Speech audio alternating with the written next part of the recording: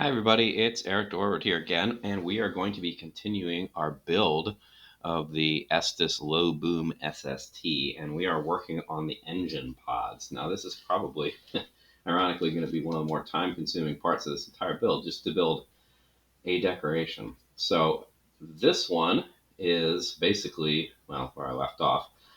We're at a point that is exquisitely time consuming and a little frustrating, but that's okay. It's manageable.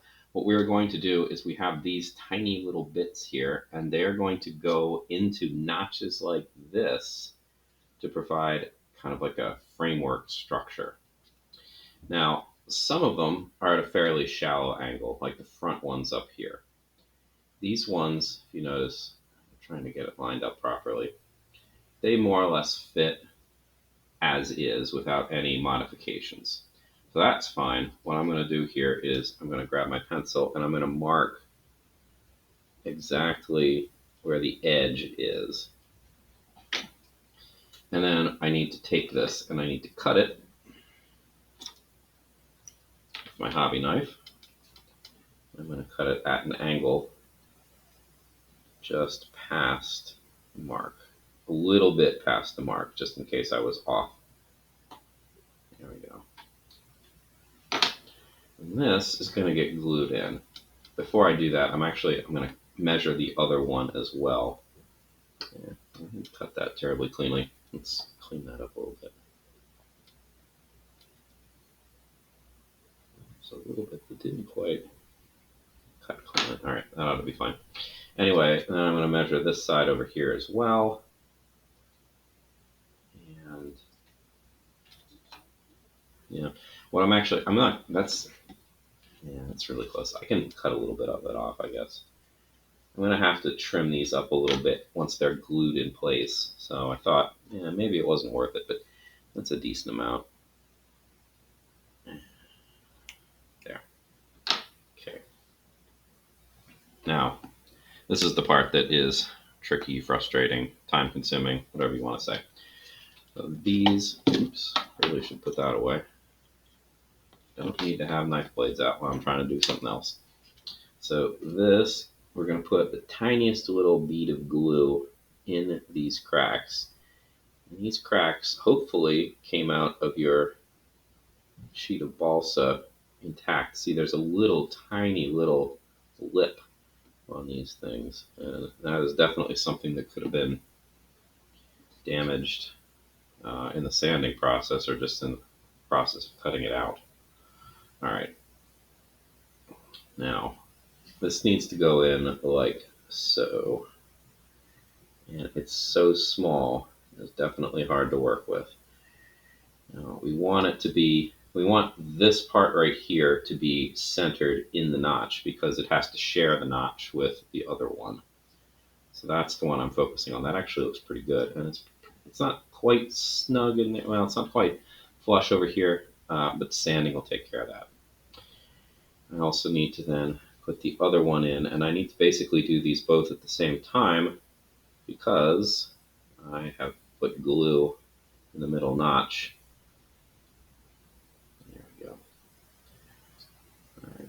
I did actually push this one a little bit in the process, I think. All right, so I'm just going to put my fingers there and hold it for a little bit. The problem is that the wood is so small here that A, it's fragile, so you could easily break it, and B, it's pretty easy to dislodge it before the glue is fully set. All right, so that's decent.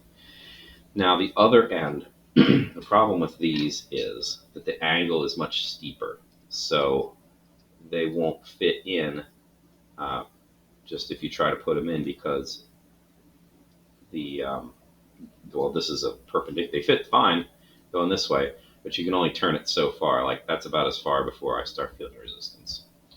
So what I need to do for the ones in the back is I need to trim the notch with the hobby knife. And this is, I mean, you're kind of eyeballing it, first of all, which isn't super fun. And second of all, it is so tiny and delicate.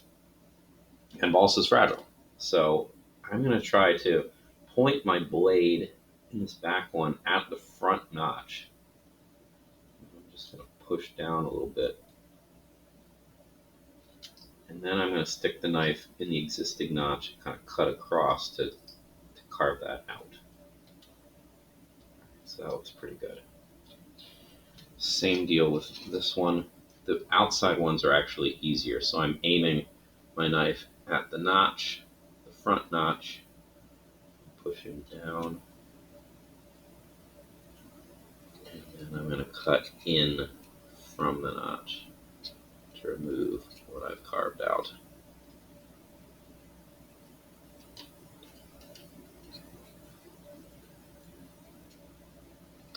Yeah, that one was harder for some reason.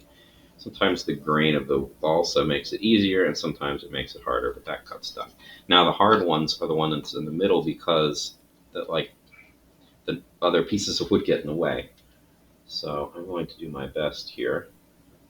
Also, it feels like I might have gotten a little glue on this. I'm not sure how that happened, but at some point in the assembly, it feels like a little bit of glue got in here. Now I want to make these. This one has to have two cuts in it, right? So it has to be able to accept it this direction and this direction. So I have to make it even smaller.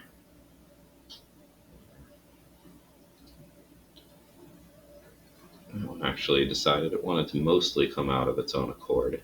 And yeah, that's probably pretty good. I don't feel like I need to mess with that anymore. All right. So hopefully that'll be adequate. Now, it is worth pointing out they're the exact same things on the bottom. So yeah, you got to do this twice. And of course, there's the entire other pod. So this is quite time consuming. And these are not cut to size, of course. So you need to get the sizing done yourself, which means you need to do a bunch of trimming. All right. Oh, since this is a brand new stick, I need to cut.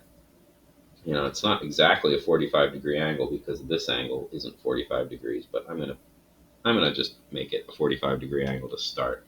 Hopefully that'll be accurate enough. And yeah, I was just eyeballing the 45 degrees there too. So is it really 45 degrees? Nope. No, it is not. All right, so again, same deal here. I'm gonna mark where the edge is, if it's in the right place. These ones are a bit longer. And we will just cut. There's one. By the way, so I just cut here and here. So these two, you know, in theory, ought to go together to make a right angle. Is this a right angle? No, not quite. So that's not as helpful as you might think. And yeah, there we go. The nice thing is, these were snug enough basically as it is. But if you make these cuts really big, if you make them too big, the stick is going to be really free floating in that joint. But if you make them too small, you might be able to get it in. Like this one is a little bit too small. Like it fits, but it's giving a lot of resistance, which is actually a good thing because it kind of holds it in place for me. All right, so let's hope that this is dry because I'm probably going to bump it a little bit with the whole gluing process. So fingers crossed that I don't dislodge it and that the glue is dry enough. Yeah, so this is like the tiniest bit of glue going into these holes. And then in goes, oops, that was the wrong direction. There we go. In goes the stick.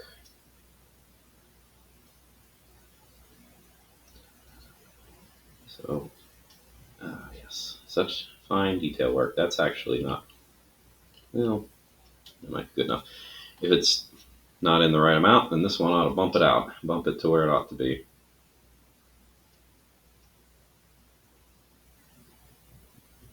It's all right, I guess. Okay. That's pretty good. Now, the important thing here is that we need these things to be seated in their grooves snugly. This is going to have to get sanded and cut in some cases. And like That one, that's probably all right. Probably don't need to cut that anymore. But if I had a decent amount of wood hanging out the side, I would actually need to get my hobby knife and cut it again. And then they need to be sitting in the groove fairly snugly, because the next step is this thing is going to go over the top, and I need it to be nice and smooth down the gaps. Okay, so I'm going to put this aside for the time being. There's a top and a bottom, so the top is done, the bottom needs to be done. I've already done the other one. The other one is put together. What I need to do for this one is, first of all, grab a piece of sandpaper and sand here where all the connections are and where the sticks are coming through. So I already trimmed this up. I'm just going to sand it to make sure that it is nice and smooth. And these as well, because you can see the burrs in these. I'm going to probably have to put a little bit of wood fill or something in there into the gap. Although that might be unnecessary now that I think about it, because there are decals and things like that that are going to get attached over top of these things. So it might not be that important. Now the other part here is I need this to be relatively smooth as well. And, I mean, it's not really going to be, because this is kind of rounded and the dowel is not. So I'm just going to go over this lightly, not really expecting great things, but I don't want a lot of obvious, bumps that would get in the way of the next phase. And speaking of which, the next phase is these things need to go on. So this one's going to go on the bottom. It's going to look like this. And this one's going to go on the top, and it's got a groove in it, so it can, the wood can, ooh, squeaky, sorry. It can fit around like that. The question is, where am I going to glue? And apparently, well, the instructions tell us, it's kind of hard to see, but we want to make sure there's a lot of glue here, apparently. That's going to be a major holding point. And then we're just going to trace the entire outline and everything in the middle. So there's going to be a lot of glue on this. All right, well, we can do that.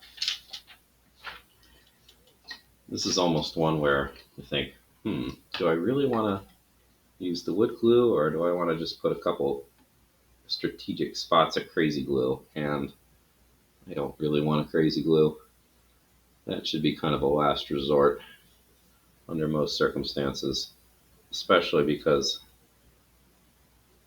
this is very decorative, right? It is not structural in any way at all.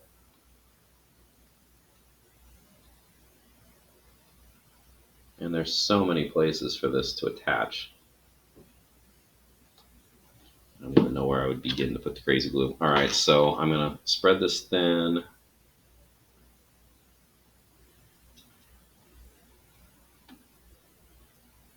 I'm probably going to have to come back to this and put a little bit more glue in this cross section. In fact, I might have to put more glue in a couple places. Switch the dowel over here. This stuff is pretty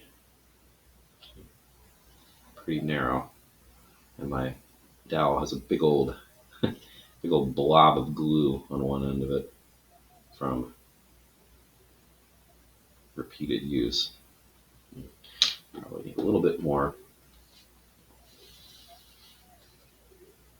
here. So I'm starting to run a little low on glue as well.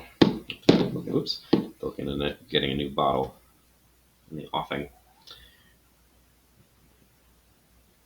All right, that's pretty good. Now, let's attach this thing here. Now, you need to make sure that it gets down all the way around the, I don't know what you would call this piece of wood right here. So it's got to get down and flush. I mean, it's got to get flush everywhere, but this is probably the most important part, because if this isn't flush, if it isn't down the whole way, you're never going to get it attached properly anywhere else. Now, I'm going to try to just put steady pressure, pushing up with my thumbs here and pushing down with my fingers to get this to hold. This is going to take a while to set up properly. And the other thing that needs to get done, I'm not going to, this is probably going to be where we're going to wrap things up for now. I'm not going to demonstrate gluing the other part on either, but they both need to be trimmed because if you can see, just by me flipping this over, the cardstock is wider than the wood, which is fine. I mean, that's a good thing. It's better too big than too small. But we're going to trim that up after the glue dries. But I think I'm just going to do it, I don't know. It'd be easier, I think, to trim this one and then put the next bit on because I should be able to see it better. I guess it wouldn't really hurt to glue both and then trim. Yeah, maybe that's what we'll do. All right. It's been a little bit of time now. I'm going to start releasing things here and see how well the paper is stuck.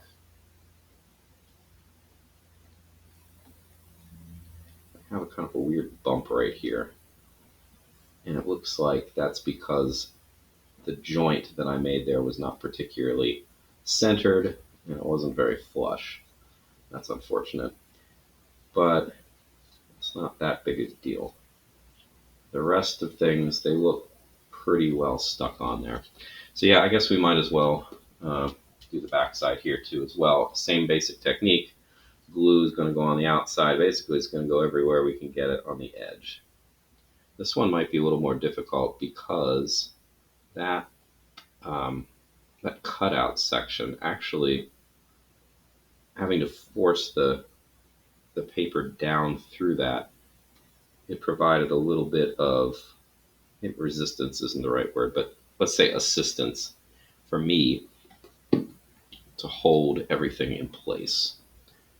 So we won't have that on this side, so it might be harder. I don't know, we'll find out. Spreading the glue thin. This is definitely one of those cases where a dab will do you, as they say. You don't want to overdo the glue here because the more glue you have, the more you need to dry before everything is tacky and then everything sets. All right, there is a right direction and a wrong direction. This is the blunter end, this is the pointier end, so I'll make sure that that gets on in the right direction. And I have a little bit of glue in my hands. I do not want to get glue on the paper because the paper is kind of merciless for getting glue balls and things like that. So every time I feel a little bit of glue get on my hand for whatever reason, I'm kind of like immediately getting rid of it. All right, now this one's going to be harder. The back looks pretty easy to deal with. It's not quite centered, but so this doesn't look bad. But you can see the glue in the front here is gonna, or the paper on the front here is going to have to curl down in order to be held to cover properly. So I got my fingers on the side pushing down. I think just how to do pretty well. The back shouldn't be a problem, but I have bumped things in the process. So yeah, let's make sure my front is lined up as well. It's actually too far. So let's bring it back a little bit. And all right, that looks pretty good. Yeah, so this is the watching glue dry part of the video. That's fun. Again, we really, really want to make sure that this is set properly because if it is tacky and I'm like, oh, that's great, and then it decides, well, I mean, I was tacky, but I wasn't dry, and starts pulling away, then I'm going to end up with an unfortunate outcome here. Because once the glue sets, I mean, there are ways, you can try to reattach it, make it fit closer, but that's going to be a royal pain. Right now, the paper is still, the glue being wet has allowed the paper to bend a little bit more, so this is the time that I want to get everything right. I don't want to have to come back to this and tack things down later, because first of all, it's going to be hard. Second of all, it's not going to look as nice.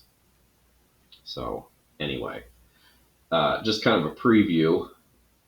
When this is done, I need to trim. I mean, I guess I might as well do all these things in a whole other video because there are actually a few other steps with the pod, and then we can start on something else. I need to do the other one too. Obviously, that's going to happen off camera. But I think this is pretty much a good place to sign off for right now. I'm going to hold this for like another 5 minutes, I think. You really do not need to watch that. All right, so thanks for watching. We will come back to this at another date. See you later.